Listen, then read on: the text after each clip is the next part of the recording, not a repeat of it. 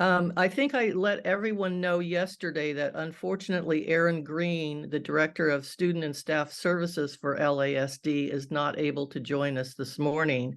But we are pleased, very pleased to have Claire Griffin, who is the Coordinator of Student and Staff Services and lead school psychologist for the school district. It's her 9th year in the district. She supports students and their families in a variety of ways. She also oversees the mental health therapists in the district who are providing direct counseling support to the students in grades TK through 8. She's recognized the need for an increase in mental health services for students and staff after the pandemic, which I think, mental health is sort of an issue du jour. So we're very pleased to have Claire with us this morning, and please join me in welcoming her to our conversation. So Claire, I believe you have a few slides that you'd like to show. I do, yes. Well, thank you so much. Thank you for that warm introduction, and thank you guys for allowing me to be here. I'm excited to chat with you about what we have going on in LASD and some of the trends that we're noticing, and just as always, appreciate partnering with the community members. So thank you.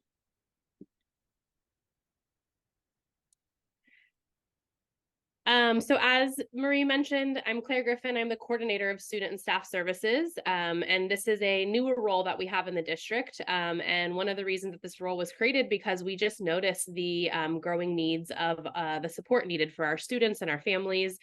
And so we're working on expanding what that support looks like at our district level.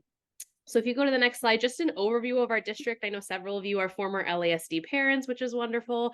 But for those of you who don't know, we do have 9 schools in our district. 7 of those are elementary and 2 of those are our junior high schools. And our elementary schools are TK through 6, and then our junior highs are 7-8 schools. We currently have about 3,366 students enrolled in grades TK through 8. Our enrollment has dipped a little bit since the pandemic, but we're working on getting those numbers back up and welcoming new families into our district. And then in terms of kind of level of support staff, we have 10 school psychologists, so 1 at every site, and then myself who floats between all of the schools and supports our school psychologists. We have 7 part-time mental health trainees. Those trainees are through CHAC, our community partner, and they are at all of our elementary sites. And then we have 3 mental health therapists, and they spend their time at our junior high schools. So when we talk about levels of supports for our students, we think about it in kind of 3 different tiers. So the first level of support is what's available to all students. So all of our students at LASD are taught social emotional skills in their classrooms by their general education teachers. We have a newer curriculum that we're implementing this year, but this is available to all students. And then a smaller number of students, some students might require some additional support beyond what they're getting in the classroom. So that might look like individual counseling sessions, one-on-one. It might look like small group sessions with 2 or 3 peers. And those supports might be provided by one of our mental health clinicians at our junior highs or our mental health trainees through CHAC at our elementary schools. And then if we take it to the most intensive level of support, this is a smaller number of students, the smallest number of students, which require support provided by either a school psychologist. So they might do one-on-one counseling with a school psychologist, typically once a week, might be a couple times a week. Or if they need some support that is beyond the scope of the school, we would work with parents and community providers to connect them with support outside of the school. And then we've been working really hard to offer some levels of support for our staff members as well, because we know that the humans who take care of the kids also have to be able to take care of themselves. So this year, we're really excited. We've partnered with this organization, ESI, for an Educator's Assistance Program, or an EAP. And this is available to all of our staff members, teachers, classified, anybody who works for LASD.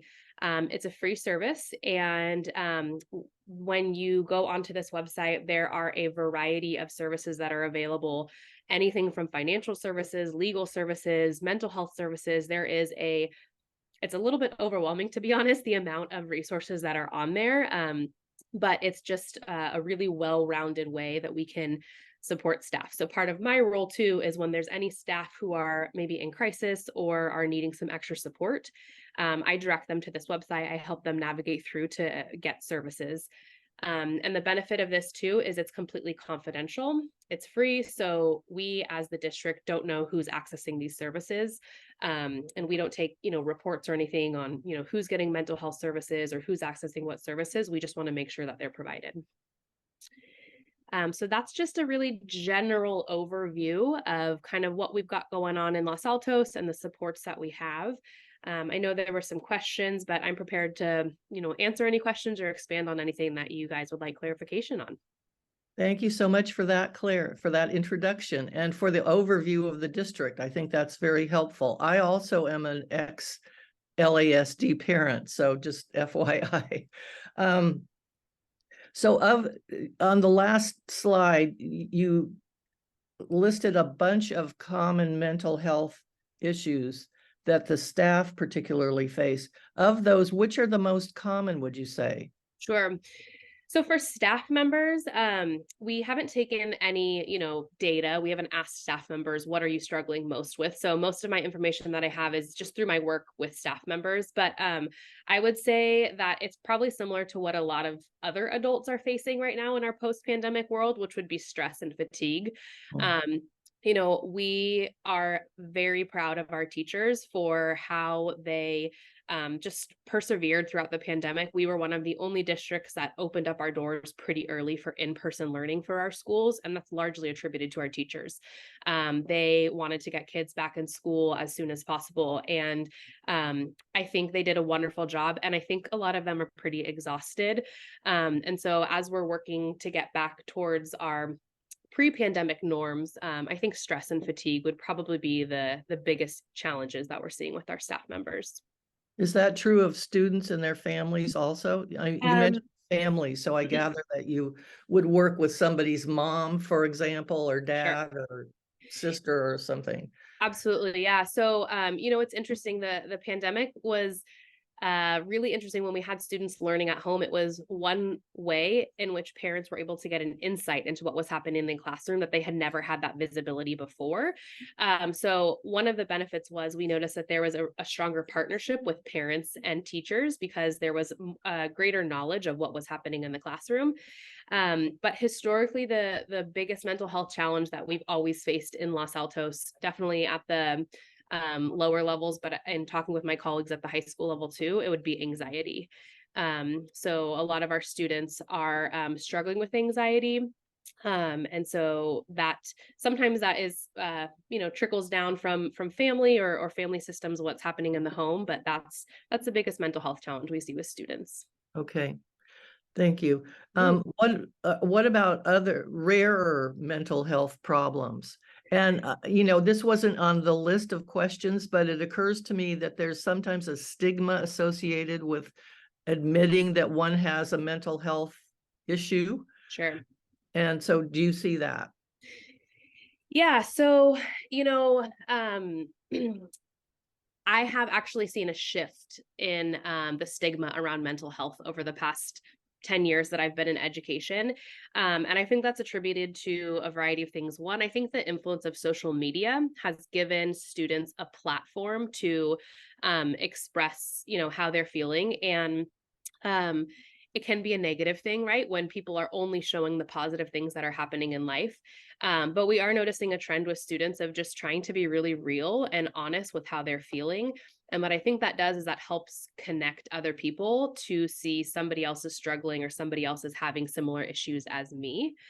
And in terms of like the more rare mental health problems that we're seeing, so all of the school psychologists on our campus, we are trained, and our training is in school-based mental health issues. But that's not to say that we come across students who require support that's beyond the scope of the school. And so one of the things that we do is we actually are very fortunate to partner with Stanford Psychiatry. And our school psychologists and our mental health providers meet with clinical staff at Stanford.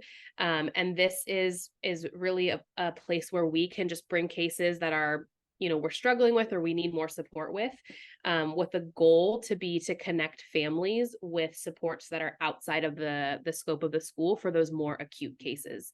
So it's been a really wonderful resource, and it's been very beneficial to connect the clinical side of things with the school side of things. Thank you. Do the mental health issues vary by economic status or ethnicity or other Yeah, that's a great question. demographic traits? Yeah, so one of the markers of mental health is that it doesn't really tend to discriminate by any sort of economic status, race, ethnicity, things like that. It is really something that affects everybody. And so what we really try to do in the school is we really try to keep the mental health needs based on things that are impacting our students in school. And our psychologists and our other mental health providers are pretty skilled at being able to know when this is reaching beyond the scope of the school. And when that happens, we seek community support, outside resources, because the reality is there are some kids who just need more. They need additional support beyond what the school can give. And so for us, it's not necessarily, if a kid needs something beyond the school, it's like, we're done with you, go find help elsewhere. We really want to partner with community members, with clinical psychologists in the community to make sure there's a warm handoff there. And then certainly keep that communication between school team, home team, and clinical team as well, just because we know that that's what's most beneficial for the students. Okay, thank you. Mm-hmm. What about long commutes? I mean, we know about, an affordable housing crisis here in the entire Bay Area, if not the state of California. Do you know how far from work staff members live? I know you come from San Jose, for example. Mm-hmm. How long their commutes are, to what extent these factors influence their mental health? Sure, yeah. So this also hasn't been something that we've polled all of our staff members to know, but just anecdotally, I do know we have most of our members come from outside of the Los Altos community, and they live in a variety of places, a variety of distances. The South Bay is, San Jose, Campbell, Santa Clara, Willow Glen. Those are all popular areas I know a lot of our teachers come from. And I think, with anybody who's commuting, I think commutes can weigh on you. I do know that during the pandemic, with the traffic was a lot lighter, which was nice, but certainly picking up now with a lot of the tech companies having people come back in person. Mondays and Fridays are always the more enjoyable days for commuting. I would say the traffic is a lot less then. But we do have some staff members. We have a handful of custodial staff who commute from Los Banos, and so they are some of the hardest working people in our district. And so yeah, there's definitely people who come from outside, and I think one of the reasons is because they just really appreciate our district and the community and the support they get here. Okay, so you already talked about some other factors that contribute to mental health problems. So we'll move on to the next question, which is, and you mentioned some resources too to help with mental health issues. But can you expand on that a bit? Sure. Yeah. So I talked about how our staff members can get some support through mental health issues, for their mental health issues. But our students have access to mental health services, I mentioned, in our school.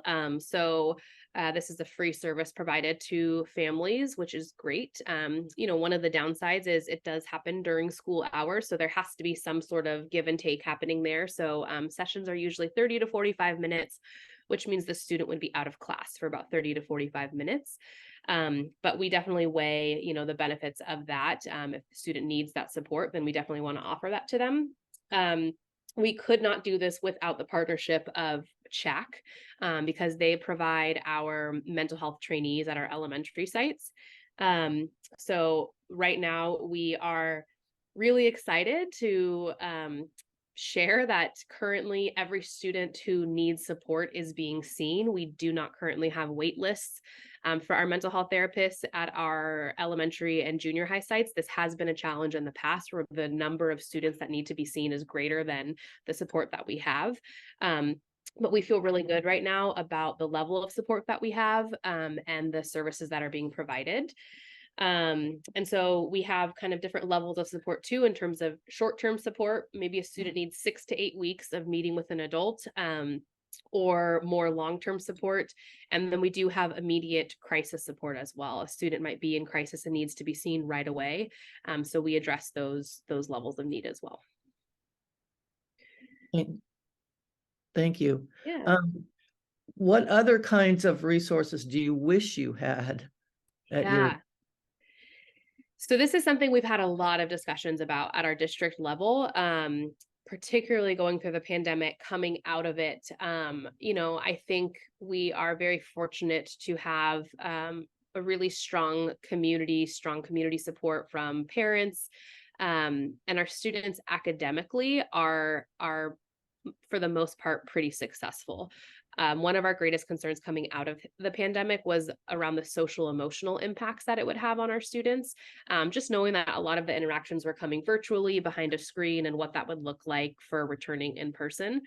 So we've actually had a lot of discussions around this, and because we wanted to make sure that our students' mental health was a priority. So we were able to allocate a lot of resources and some one-time funding that we got to deal with the increase in the services that we knew we were going to have. And what we're noticing, particularly this year, is we're actually getting back to our pre-pandemic levels in terms of our needs of support for students, which is great. And so currently, we actually feel really good about our resources. Me personally, I've been keeping a very close eye on making sure that students are being seen. We don't have long wait lists right now. And so what we're noticing is that the level of support that we have is actually working. So basically you have what you need. As of right now, we do. Yeah, we feel really good Knock about it. on wood that it doesn't get worse. Yes, yeah, absolutely. Well, you kind of referred to community members and the strong community, but we'd like to know what we can do more to help address student and staff mental health concerns. Yeah. So one of the ways is just when we need support, giving it. And I think one of the biggest ways in which the community showed support was with the recent passing of Measure A for us. That was a way in which we felt the community strongly showed up and supported us, which we're very, very thankful for. Because what that did is it ultimately helped us maintain our current levels of support.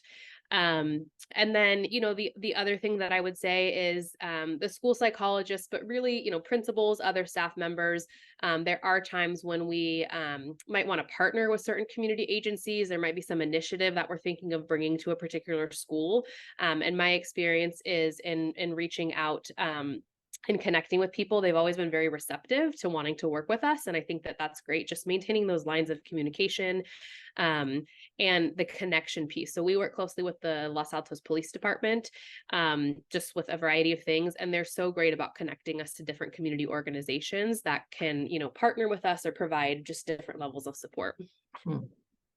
That's good to know that you're partnering with the police department and the city as a whole, I would imagine. Yes. There's other resources available in the city. Yes. Now, this also was not part of the questions that you saw in advance, but you mentioned on one of your slides that teachers provide social emotional learning in the classroom. So that's yet another thing that teachers have to learn about and be knowledgeable about so that they can help their students. Yep. So can you say a little bit more about what that consists of? Sure. Yeah. So we are using a new curriculum this year, and that is something that we're always really mindful when we're introducing new things to our teachers is we want to make sure that they feel supported, they feel confident in what they're doing. So we spent some time actually over the summer and then during some professional learning that we have to make sure that teachers felt really good about implementing this new curriculum. And the curriculum is actually something that's not, the concepts are not novel or brand new to our teachers. For example, the first week of school, we really focused on the topic of respect. But what our curriculum does is it just provides teachers with daily activities, lessons, some books, things like that, in which they can reinforce those concepts. So things like respect, kindness, how to for students, how to join a game that's already in progress, how to work through conflict or confrontation.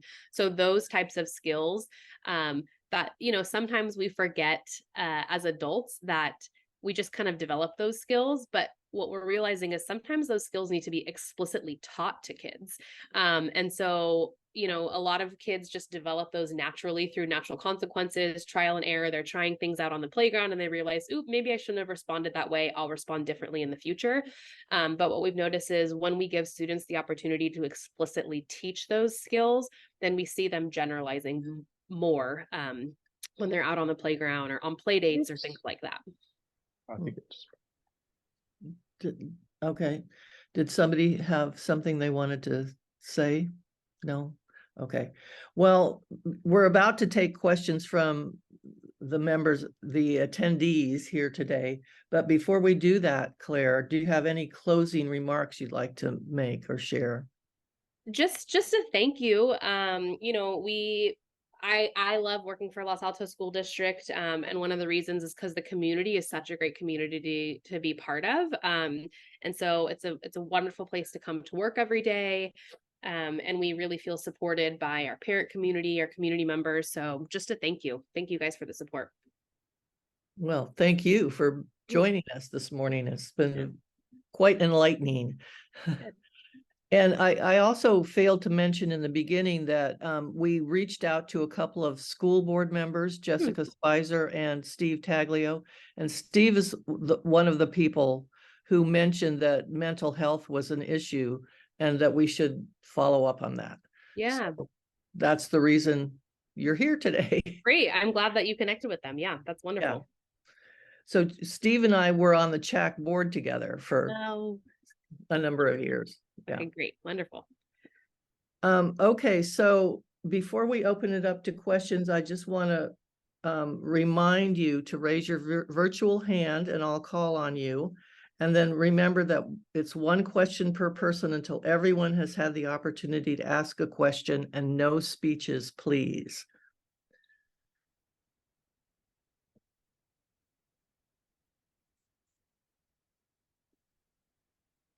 Okay, it looks like our Los Alton of the year for a limited period here has a question. Gary, go for it. Thank you, Marie. During the pandemic, isolation was a big issue. Do you still see that as a problem for the students? You know, that's a good question. Something that we've actually noticed how we're kind of measuring that is with our youngest kiddos. So our TK, kindergarten, we actually do have a preschool program here as well. We noticed over the past 2 or 3 years that the skills the students were coming in with at a younger age were just a little bit lacking. I think a lot of our preschool TK kiddos were used to being in isolation, interacting maybe just with their parents or adults. And so we noticed that when they were coming into the classroom, their behaviors were just a little bit different than what we've seen in the past. But this year is the first year that we've noticed that those behaviors are very similar to pre-pandemic.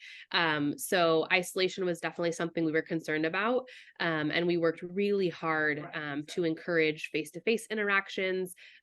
You know, we tried to host a bunch of social gatherings where students could come to schools, have play dates at the playground and things like that, because we really wanted to support students in those face-to-face interactions.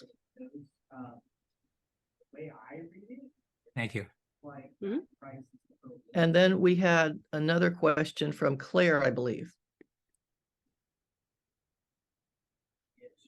Hi, I as a former teacher, I had my daughters were in Los Altos School District, so yeah. But also as a former teacher, I have a question about the like the third level of kids that you work with, how, sometimes when you're a teacher, you say, oh, this child has a problem, but I don't know where to go about it. So first of all, do you do some work with the teachers so they know who to go to? And also, what is the system for addressing those kids that need sort of long-term, not behavioral necessarily, but any kind of mental health problem separate from their, say, academic problems? Sure. Yeah, that's actually a really good question. So,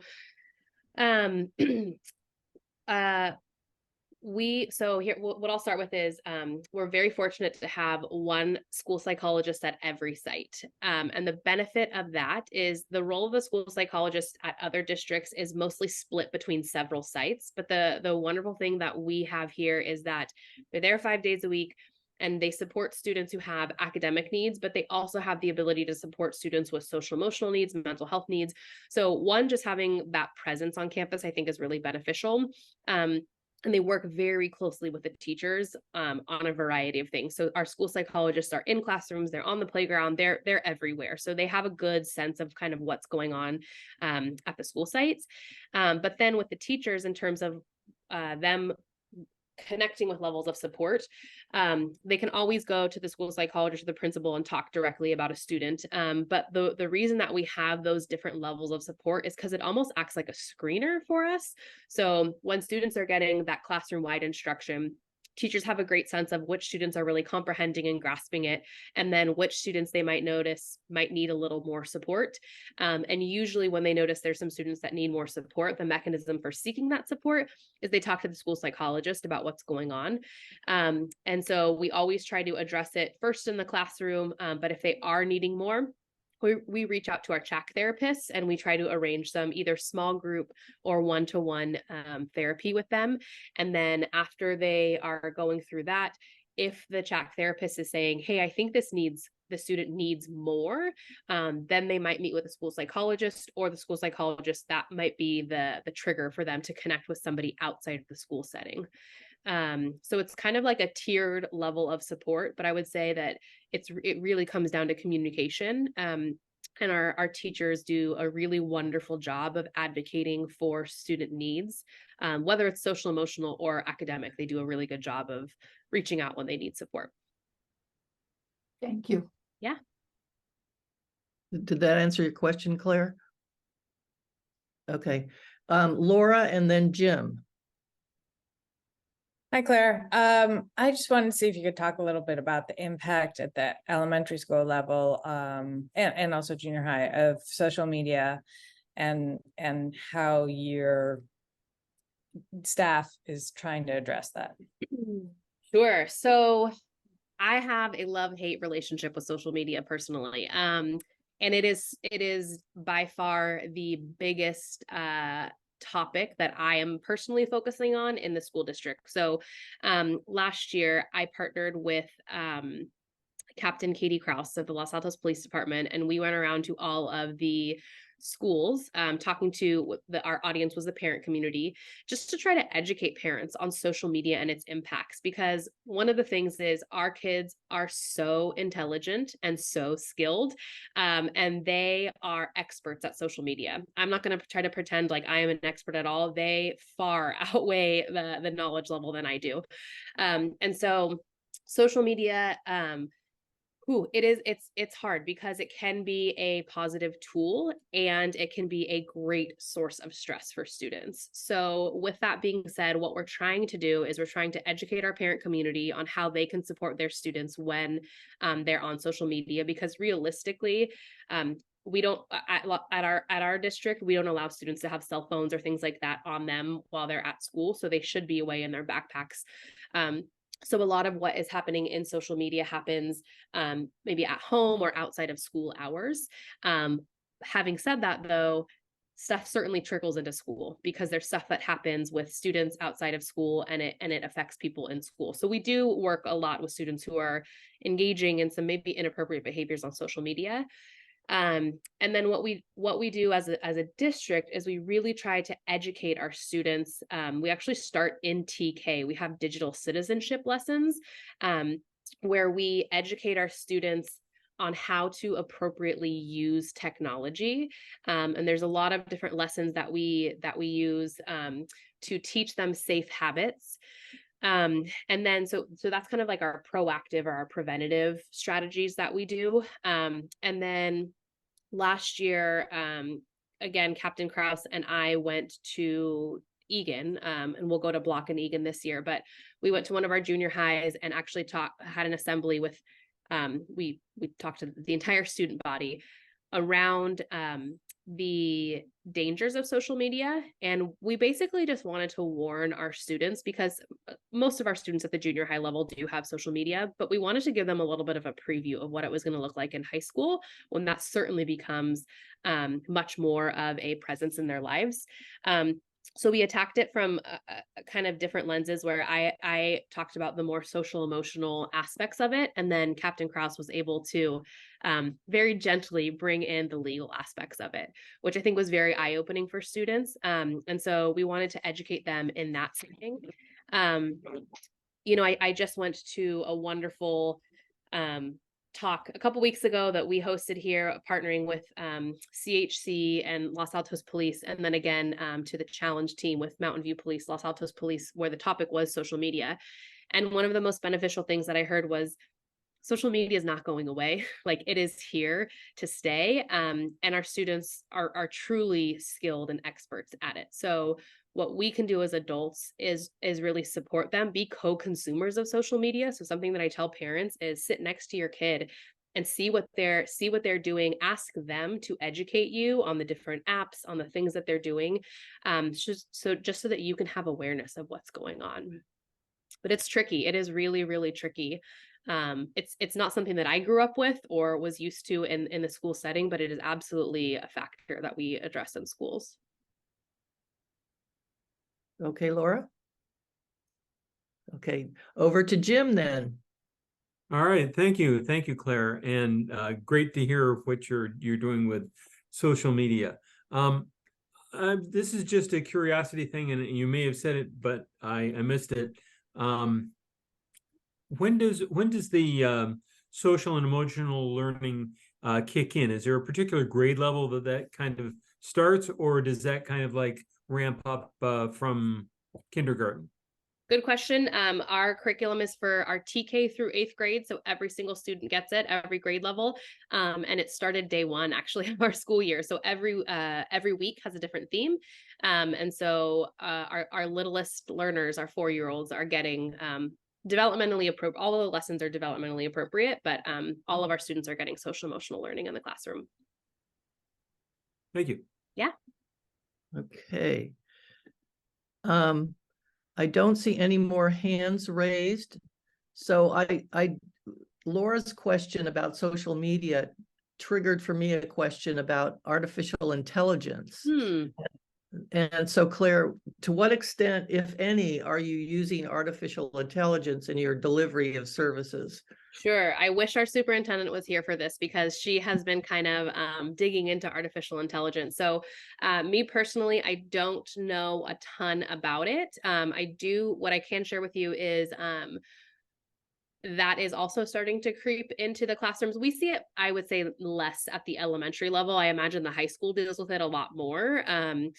In terms of educating students around artificial intelligence and how to appropriately use it. But we had a professional development in mid-September, and one of the sessions was led by our superintendent, and it was around the idea of artificial intelligence. So I was unfortunately leading a different session at that time, so I didn't attend, but I know that it is a topic that we're starting to have some initial conversations about right now in our district. Okay, good. Any other last questions? Gary has another question. Go for it, Mr. Los Alton of the Year. Thanks, Marie. I figured since everybody had an opportunity, I would ask a second question. Sure. I met with some students last week, the E3 youth group that's hosted by, or that program is supported by the Community Foundation. Thank you, Adine. These are high school kids. but one of the questions that came up was, are you concerned about climate change? Mm. And so we talked about that, and I had some suggestions for them, as you might imagine. And actually so I just wonder, I imagine this is a problem at all age levels, but at different amounts. And for me, the anecdote, at least a helpful thing to do, is to get involved. So I've got the program that most of you know about, which is to plant trees. I think the kids really get a lot of fun out of doing that, and just a lot of satisfaction. And it's a group activity. And going back to that first question that you had, or that I asked about, was the isolation. Getting people together to do group activities is, I think, important. So I'd like to get the word out to the elementary school kids. At least the middle school kids can certainly plant a tree. I've even had third graders working on it, and fifth graders. So all ages can get involved. Yeah, I love that. I love that idea. I don't know if I can put my email on the chat so we can connect and we can connect on that. But at all of our school sites, I've definitely seen student-led groups where there's a certain interest and there's maybe a teacher who's supporting them. And at one of our schools, Gardner Bullis, there was a gardening club that students felt really strongly, actually at Covington as well, students felt really strongly about wanting to plant a garden. Outside of, we have a living classroom program here, but outside of that, students were really passionate about it, and they spent their recess and lunch watering and raking and tending to the garden. And so there's definitely a lot of passion projects around that we like to foster and support our students with, because we have a lot of intelligent, passionate students here, and we want to foster that because we think it's such a great skill to have. Yeah, I agree with that. Yeah. Okay, any last questions? Oh, Adine, go for it. Gary, thank you for the nice compliment. Congratulations on your last month. Without commentary, we're working on mental health. I'm curious how you would approach the idea of actually instructing and engaging parents at this young age before they get so focused on academic performance at the high school level. Yeah. It's something that we certainly see 6th grade, 7th grade, 8th grade. And so what we try to do is we try to just educate parents on what's to come. I have been trying really hard to partner with the high school district just to so that I can understand a little bit better about what's happening and what's to come. But it is an important thing, and I think one of the benefits actually of the pandemic was the emphasis on mental health and social emotional learning. I think parents in the community found that was something in addition to academics that we really needed to focus on. So what we try to do is build, as many positive developmental relationships that we can. We try to empower our students with those skills at a younger age. But the education piece with parents, it certainly happens through conversations with teachers, with principals, any sort of parent education nights or events that we have. We are always trying to prepare parents in a non-scary way. We don't want to scare them, but definitely educate them on what's to come in the future. Okay, I don't see any other hands raised. So Claire, thank you so much for a great conversation. Maria, I can keep going. Oh, okay. Is that Gary? We have time Liz, for you're one more speaking. question. Sure. No, it's a Dean. We have time for another question. Sure, we have time. Because, All we're, right, so Claire, go. Great. we're down one guest, so I think things are All right, going so fast my- today. Okay, great. So I'll keep asking questions. I'll keep asking questions. So I'm curious if there's any thought about how to best reach out to multilingual families in our community and how to better educate them and really focus on the destigmatization of mental health. Mm-hmm. And what strategy you all are possibly conceptualizing. Sure. Yeah. So that's a great question. We have added 2 new positions to our district, our wellness coordinator that's partially funded through the county. And then we also have a family engagement coordinator. And both of those families are, both of those, the people in those positions are Spanish speaking. So we try to make sure that our communication that's going out to our families is accessible in multiple languages. Spanish is certainly the language that we have the highest volume of, but we definitely have Mandarin speaking families, Russian speaking families. So there are a variety of other languages. In terms of the mental health aspect, so that's been something that's been really challenging, not just in Los Altos school district, but just in our Santa Clara County community in general. It's very challenging to find multilingual mental health therapists or practitioners. I've been partnering with CHC, who is able to, if there's a rare language or a mental health need that we don't have a clinician who speaks that language, we partner with that community agency, and they're able to kind of help us find somebody. And CHC is Children's Health Council? Yes, sorry. Yes. Yeah. Okay. Yep. And so, but it is really, the stigma around mental health can be a challenge. And so the most success that we have had in successfully connecting families to mental health services starts with building a relationship with them. So our objective is to never, the first time we're meeting a parent, introduce this idea of, we think your child could benefit from mental health support. It's really building a relationship. Sometimes it takes 2, 3, 4, 5 meetings before we're introducing that concept, but we want to make sure that there's some trust established there with the school team, and that we are able to fully explain what the benefits of that would be. And I think we're also very careful about knowing that we are a school. And so we have some recommendations from a school lens, but we also are aware that there's many different lenses that the community brings, that certain practitioners bring. So we want to be very careful and mindful about what our recommendations are. Dean, is that all for you, or do you have another question? I'm good. Thank you. You're good. Okay, thanks.